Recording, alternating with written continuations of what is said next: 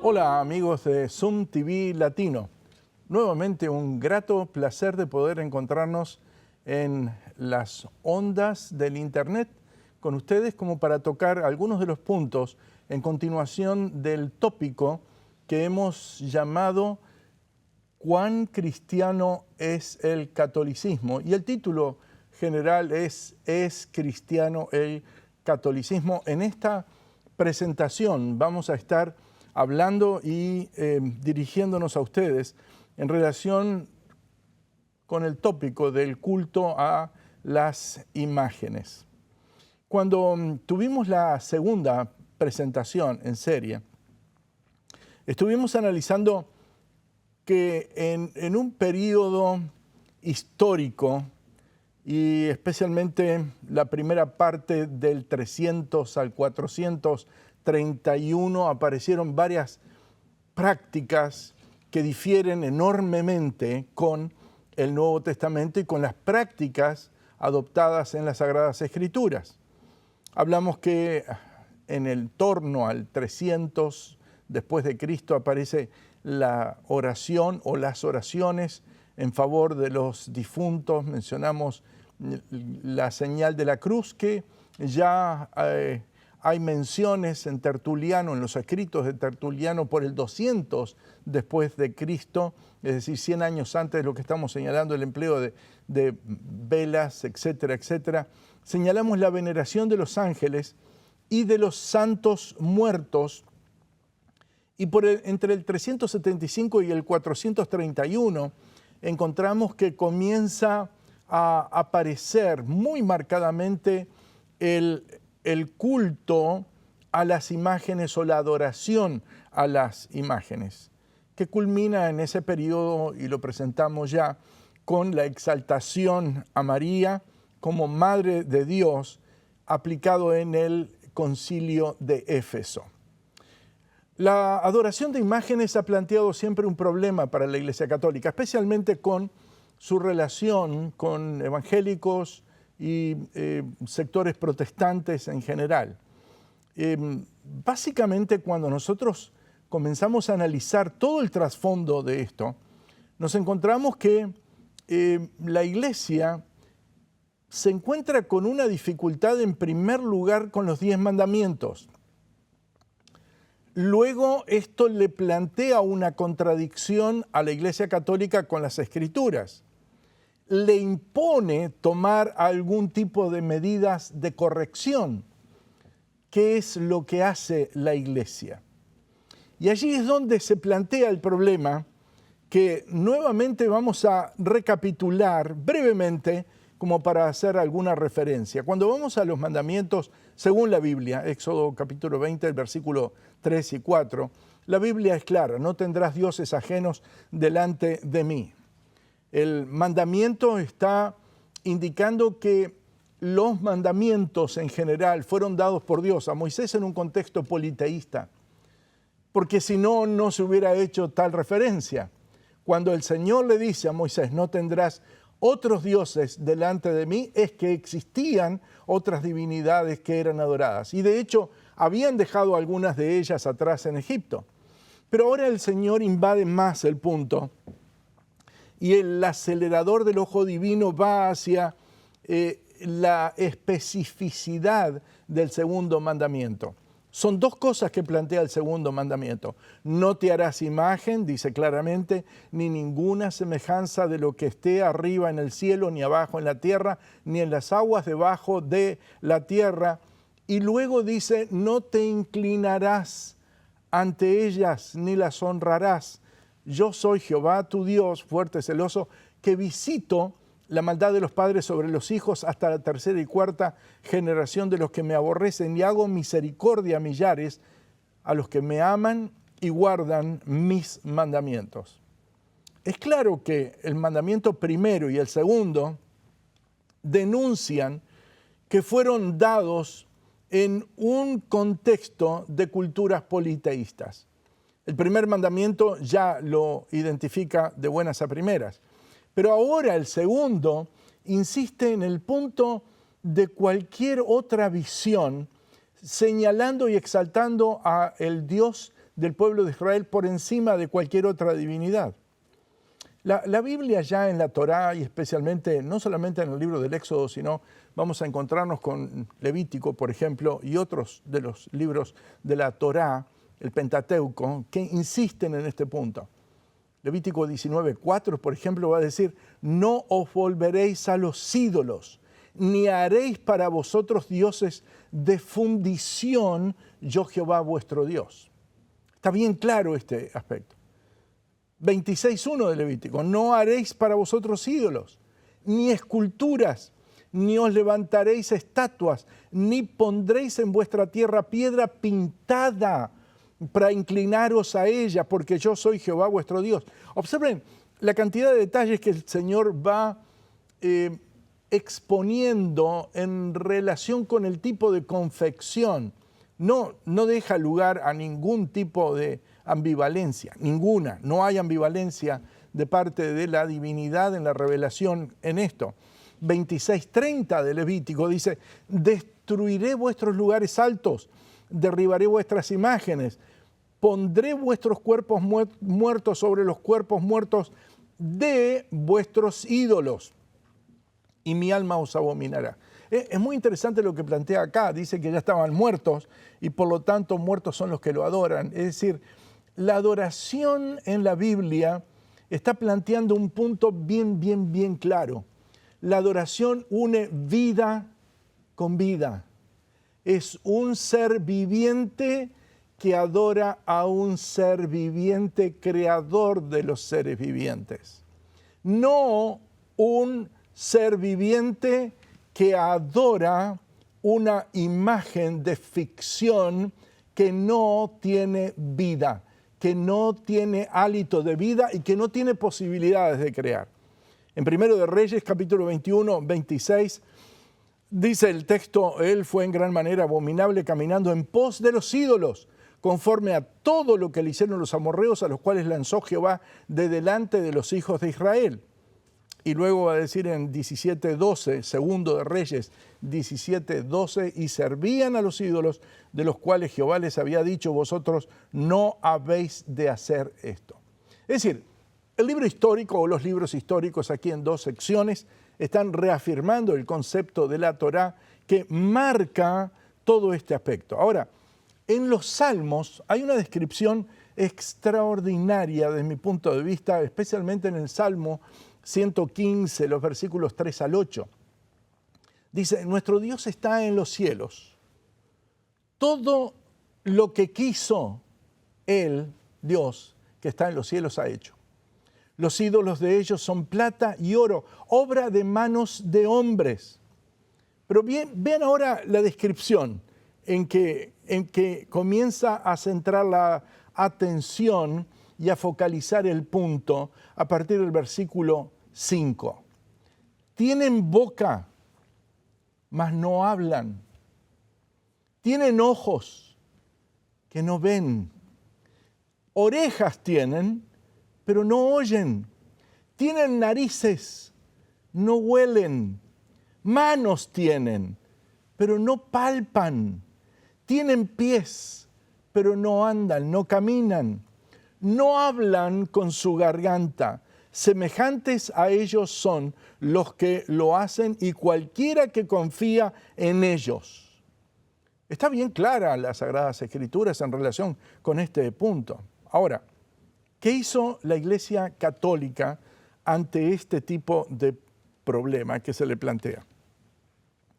¿Cuál es la recomendación cuando hay un mandato escrito de parte del Señor? Y definitivamente nosotros tenemos que enfrentarnos con esa situación.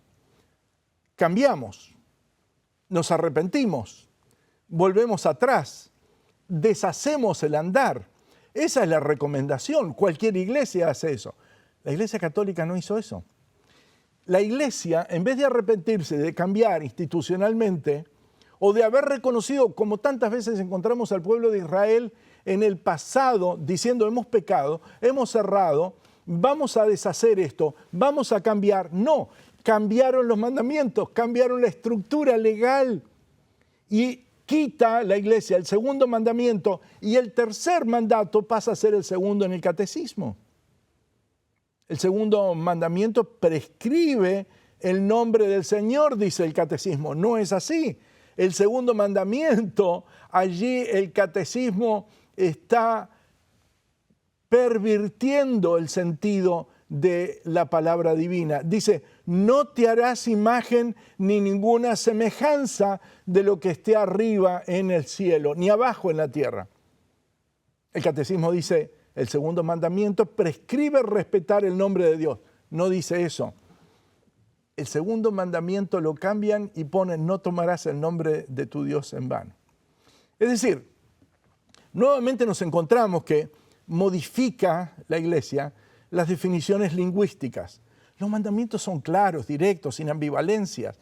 Al confrontar el tema de imágenes e idolatría, la Iglesia católica, al haber cambiado la ley de Dios, alterando los mandamientos, omitiéndolos, dividiéndolos, modificando su sentido, no tiene más remedio que intentar aproximarse desde una visión filosófica ambivalente, acercándose y alejándose del punto, porque hay aquí un problema serio. Y entonces, ¿qué es lo que hace la Iglesia? De la misma manera que vimos en la parte lingüística, se cambia el diccionario de la Real Academia Española, nosotros vamos a encontrar que la Iglesia adorna toda una serie de conceptos en torno a adoración y veneración. Explica la Iglesia Católica en sus diccionarios de moral cristiana que la adoración se reserva a Dios y que lo que se brinda, por ejemplo, a María y a los santos es veneración. Claro, es posible que alguien piense, genial, pero la pregunta es, cuando hay una persona arrodillada frente a una imagen en una iglesia, ¿usted se atrevería a acercarse, golpearle el hombro y preguntarle, disculpe que lo moleste, disculpe que lo interrumpa? Pero es una curiosidad que tengo. ¿Está usted adorando o venerando?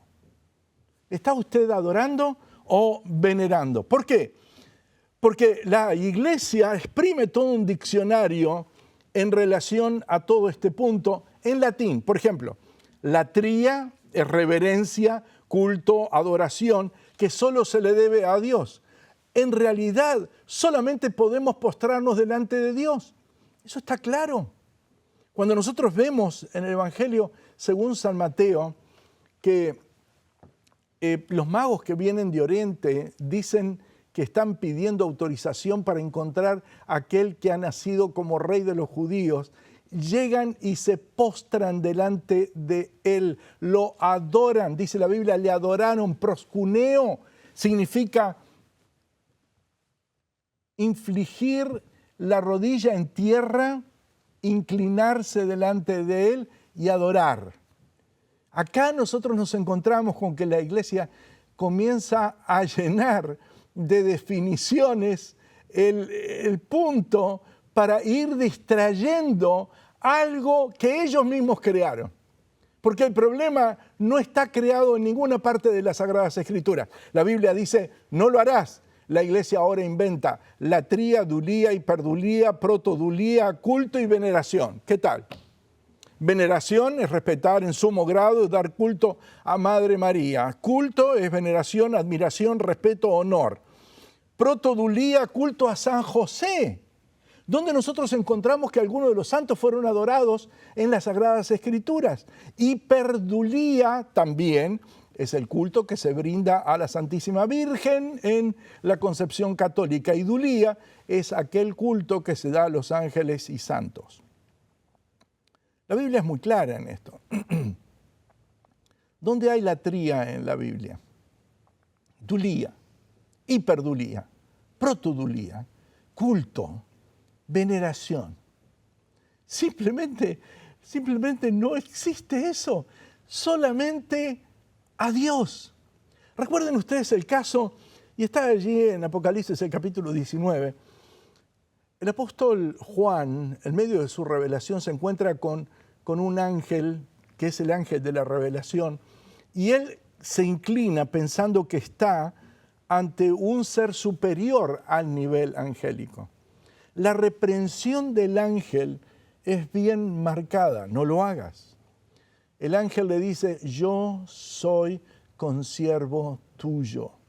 Al decirle el ángel, soy consiervo tuyo, está indicándole al profeta Juan, somos ambos creados, diferentes niveles, diferentes características, pero somos criaturas. Adora a Dios, le dice el ángel. Tremenda y clara reprensión sobre este punto. Es muy interesante ver cómo el diccionario de moral cristiana establece este punto en Carl Horman, el diccionario de moral cristiana en la página 584, dice, la Iglesia ha hecho notar reiteradamente o bien las imágenes representan a Dios y es adorado en ellas, o bien se le adora y reverencia a los santos representados en las imágenes, culto a las imágenes. En todo caso, el culto a las imágenes es acto de religión y lo reconoce el diccionario. Cierto que Dios mismo no es representable en su naturaleza espiritual. Es decir, está bien claro que teológicamente la Iglesia sabe que este es un problema en el cual no debe caer. Cuando se quebranta un mandamiento, es necesario arrepentirse, no cambiar la ley. Es necesario reconocer el error, no cambiar el mandamiento. La Iglesia cambia el mandamiento en vez de arrepentirse. No solamente no se arrepiente, sino que impone el culto a las imágenes. Es decir, insiste en este problema, lo cual nos plantea la necesidad de exponer esta situación. ¿Cuál es la razón de hacerlo así? El punto es que la Iglesia absorbió parte del mundo pagano de entonces y lo integró a su ritual. Absorbió templos paganos, los purificó con agua bendita, comenzó a reemplazar cultos por la misa católica en los mismos lugares en los cuales los pueblos anteriores adoraron a sus divinidades durante muchísimo tiempo. Y ese era un problema latente dentro de la Iglesia y que los estaba afectando.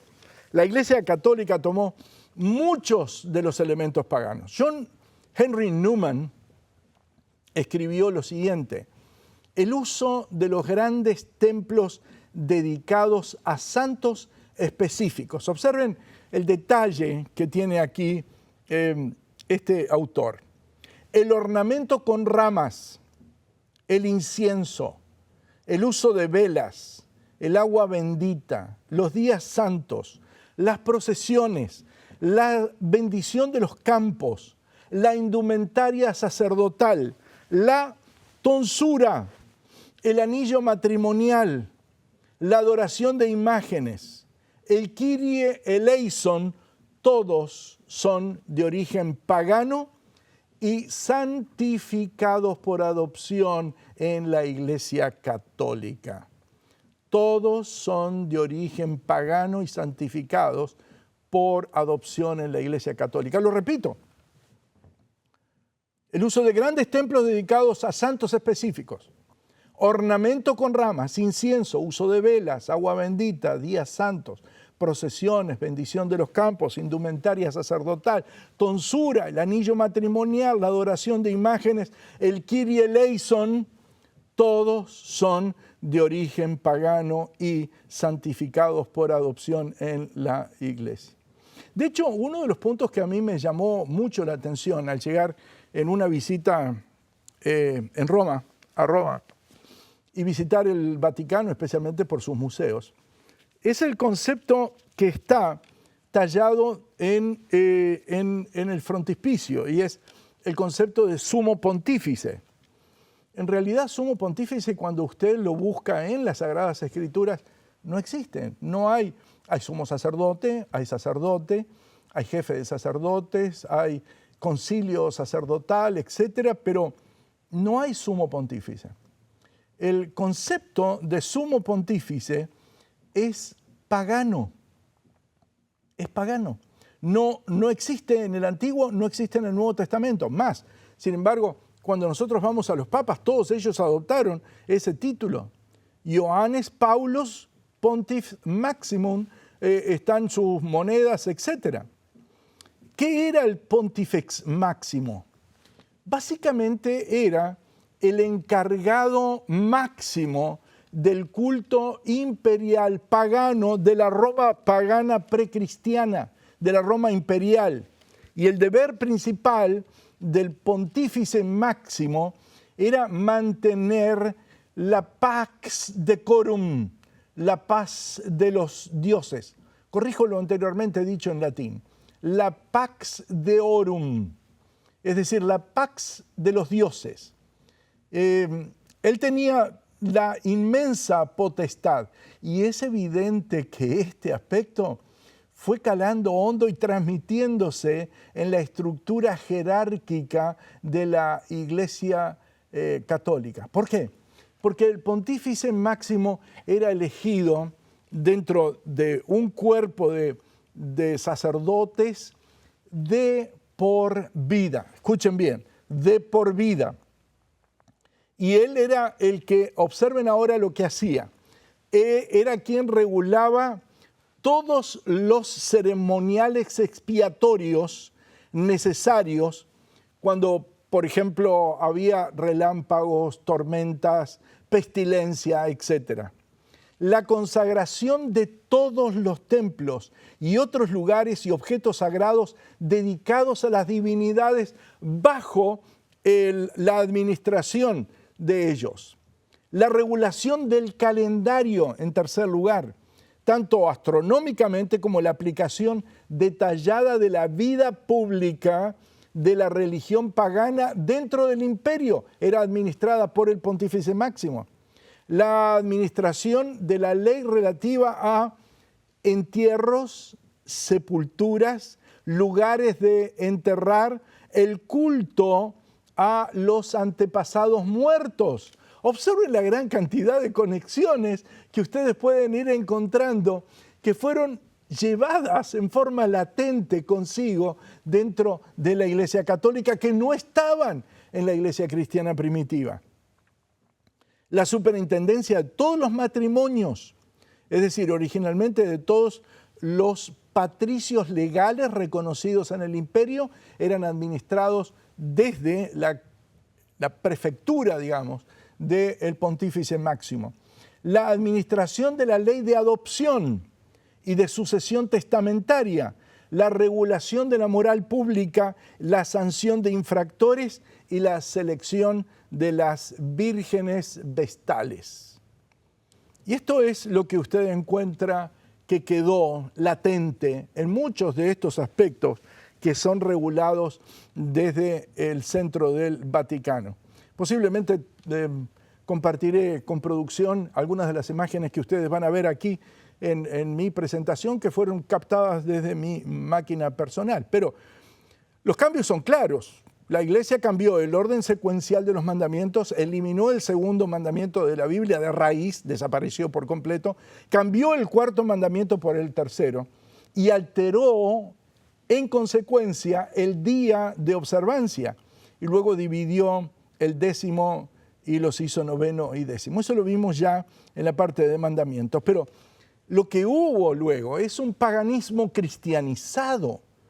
Es decir, Orfeo, por ejemplo, llevando allí a un corderito, se transforma en la imagen del buen pastor, pero sin embargo es una divinidad pagana. El obelisco que está en la entrada del Vaticano es pagano, es un símbolo que denotaba la conexión entre el cielo y la tierra. Y en cierto sentido es lo que el Vaticano quiere hacerle creer a aquellos que se acercan allí. Este obelisco fue traído en tiempos, escuchen bien, de Calígula. Calígula desde Egipto en el año 37 después de Cristo, y en el año 1586 fue Sixto V quien le ordena a Domenico Fontana, ingeniero de la Corte Vaticana, que lo pusiera donde se encuentra en la actualidad. El concepto vaticano mismo deriva del nombre del culto a Cibeles, porque se producía en parte de las actividades calendáricas del año un vaticinio. Y de ahí viene Vaticano, emitido por la diosa que pronunciaba el sumo pontífice en el año. Y este es un punto que vale la pena señalar, porque ya lo vimos, todas estas cosas. Una de las cosas que a mí, estimados amigos y televidentes, me impresionó fue cuando cruza usted la antesala, antes de ingresar en el Vaticano, ver los relieves que hay en el techo. ¿Y saben qué fue lo que me impresionó? El dragón. El dragón en el techo. Muchos dragones. Dragón, dragón, dragón, dragón. Pero cuando me encontré al salir del museo, me encontré con que también estaba dibujado el dragón en el piso. Ahora, cuando usted se encuentra con que el dragón está en el techo y con que el dragón está en el piso, usted no puede evitar establecer una conexión bíblica aquí. Porque Apocalipsis, el capítulo 13, versículo 2 dice, y la bestia que vi era semejante a un leopardo y sus pies como de oso y su boca como boca de león. Y el dragón le dio su poder, su trono y su gran autoridad. El dragón le dio, dice el texto de Apocalipsis capítulo 13, 2, su poder, su trono y su grande autoridad. Nuevamente nos preguntamos, ¿cuán cristiano es el catolicismo? ¿Es cristiano el catolicismo después de esto que vemos? ¿Es cristiano hacer esto?